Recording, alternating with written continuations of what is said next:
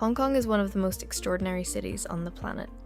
In 48 hours, you can ride a cable car over open sea to a giant bronze Buddha, cross one of the world's great harbours on a 100-year-old ferry for less than 50 pence, and watch 40 skyscrapers light up in a synchronised sound and light show from the water. And it works brilliantly with children. This is how to do it. Before we start, the single most important thing to do when you land is buy an Octopus card. You can get one at the airport, at any MTR station, or at any 7-Eleven. It is a prepaid card that works on the MTR, the buses, the Star Ferry, and in most convenience stores and fast food outlets. Top it up as you go. Without one, you will be fumbling for the right change every time you get on a train. On the subject of convenience stores, 7-Eleven and Circle K are everywhere in Hong Kong, and they are genuinely useful. Cold drinks, snacks, instant noodles, sunscreen, plasters, phone chargers. If you need something in a hurry, there will be one within 2 minutes walk wherever you are. The currency is the Hong Kong dollar. £1 is roughly 10 Hong Kong dollars, which makes the maths easy. Cards are widely accepted in hotels and larger restaurants, but carry some cash for street food stalls and smaller vendors. For accommodation, base yourself in Tsim Sha Tsui on the Kowloon side of the harbour. It is central, well connected, close to the Star Ferry, and has a good range of restaurants and shops within easy walking distance. Most of the mid-range family hotels in Hong Kong are concentrated in this area. Getting around is straightforward. The MTR is clean, fast, air-conditioned, and easy to navigate even with children and luggage. It runs frequently and covers most of what you need. Taxis are plentiful but expensive, and not always easy to hail during rush hours. For this itinerary, you will not need one. Uber operates in Hong Kong if you prefer an app-based option.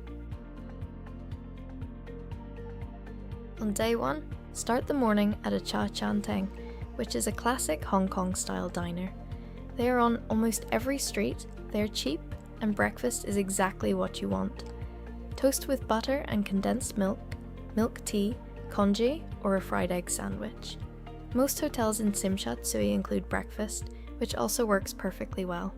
From Tsim Sha Tsui East Station, take the MTR Tung Chung line towards the airport direction, change at Nam Chong or Lai King, and you will be at Tung Chung in about 35 minutes.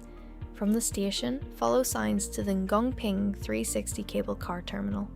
The cable car takes 25 minutes to cross Tung Chung Bay and climb to Ngong Ping village on Lantau Island. The views are excellent. The standard cabin is fine, but if your children are older and not bothered by heights, the crystal cabin has a glass floor and goes down well. Book tickets in advance online via GetYourGuide, because queues at the terminal during weekends and holidays can reach 60 to 90 minutes. Also check np360.com.hk before you travel, as the cable car has scheduled maintenance closures, typically in May and June. At the top, the main draw is the Tiantan Big Buddha. It is a 34-metre bronze statue, sitting on a hilltop above the Po Lin Monastery. It is free to climb to the base, which involves 268 steps. The Po Lin Monastery serves a simple vegetarian set lunch for around 100 Hong Kong dollars per person, which is worth trying. It is a working monastery, and the food is straightforward and good. Allow 2 to 2.5 hours at the top before taking the cable car back down. Back at the hotel by mid-afternoon, build in a proper rest. Hong Kong at night is the main event of the day, and arriving at it fresh makes a real difference, particularly with children. At around 6:30, walk to the Tsim Sha Tsui Star Ferry Pier and take the 10-minute crossing to Central on Hong Kong Island. Take the upper deck. The fare is a few Hong Kong dollars, paid with your Octopus card, and the view of the skyline as you cross is one of those moments that genuinely does not disappoint. For dinner, there is a wide choice in both Central and Tsim Sha Tsui across most budgets. After dinner, I head to Kowloon Public Pier number 3 for the Victoria Harbour Evening Cruise. This is a 45-minute yacht cruise that departs at around 7:40 p.m. and positions on the harbour for the Symphony of Lights at 8 p.m. The show runs every night and involves over 40 buildings on both sides of the harbour, lighting up with synchronised lasers and LED displays. On the water, you get an unobstructed view from the middle of the harbour, which is considerably better than watching from the promenade. Book via GetYourGuide, where it currently has 4.6 stars from over 1,500 reviews, and it costs around 100 Hong Kong dollars per person. That said, if a cruise is not for you, the Tsim Sha Tsui promenade gives a perfectly good free view of the same show. For breakfast on day 2, go to Tim Ho Wan. It is a Michelin bib gourmand dim sum restaurant with branches across Hong Kong, including Mong Kok and Central. The Mong Kok branch opens at 9 a.m. Arrive at opening or shortly before, because there will be a queue. Order the baked BBQ pork buns, which are the house speciality, along with hare gao, siu mai, and chung fun. Budget around 80 Hong Kong dollars per person for a full table of dishes. Dim sum is a communal meal of small plates from steamers and trolleys, and the variety of things to try makes it work well with children. After breakfast, head to the Peak Tram lower terminal on Garden Road. The tram has been running since 1888 and takes 7 minutes to climb to the summit. Buy the Sky Pass, which covers the round-trip tram plus entry to the Sky Terrace 428 observation deck on the top floor of the Peak Tower. On a clear day, the view from the terrace covers Hong Kong Island, Kowloon, and the harbour in a single panorama.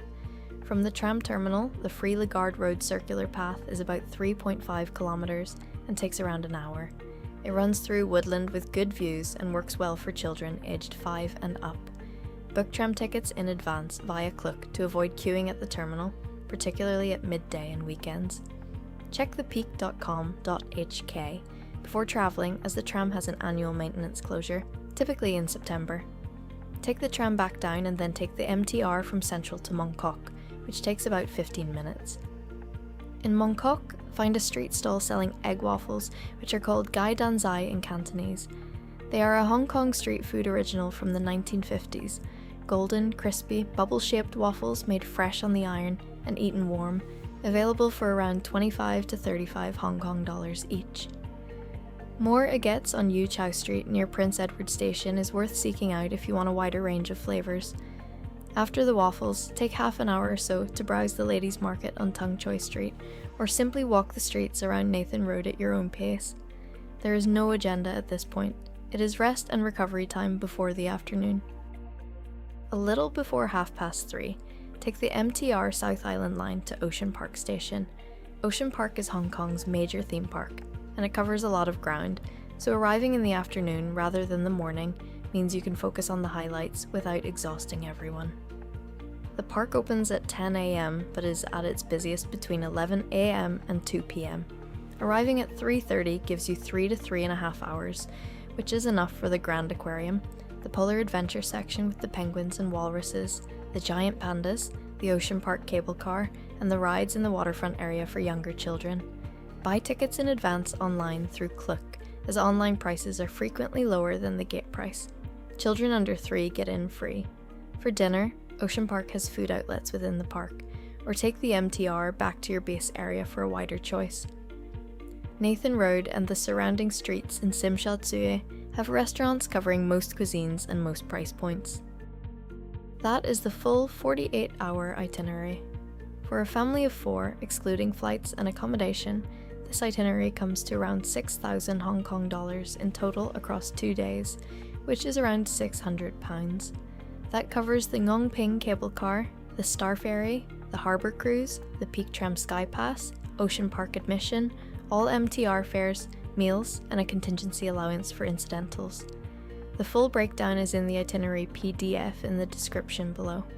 A printed version of the full itinerary, with a day-by-day schedule, all costs broken down for a family of 4, local food tips, and practical information, is available as a free download in the description.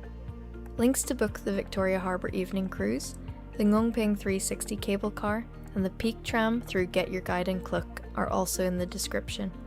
If you found this useful, a subscribe massively helps the channel and allows us keep making these guides. We add new destinations regularly, and if you have been to Hong Kong with children, or if there is somewhere you would like us to cover next, leave a comment below. We read everything, and it genuinely shapes what we make next. More family itineraries and destination guides are available at tiredbuthappytravel.com.